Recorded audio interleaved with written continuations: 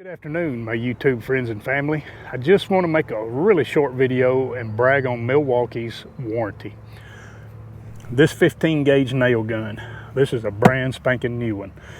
The other one I had, my Spanish guys were using it 2 or 3 weeks ago. The thing just quit. It locked up here in this mechanism. You couldn't flip this open to get it cleared out, do anything with it.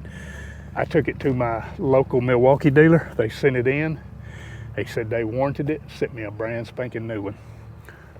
I don't know how long I've had that gun. It's been, I don't know, 2 or 3 years. I really don't know, but they warranted it, sent me a brand new one. I've had them to do that on some other items. I had a blower, the yard blower, you know, the leaf blower, that the guy that was working for me laid the thing down on the motor, the muffler of my mower, burnt the handle off of it, the switch off of it. I sent it in, told him to put a note with it. It was our fault, just fix it, tell me what I owe. They warranted the thing. Sent me, you know, they put all new plastic on it, new handle and everything. Man, their warranty is second to none. So I just wanted to brag on that. Y'all have a good day, a blessed day. I'll see you on another video.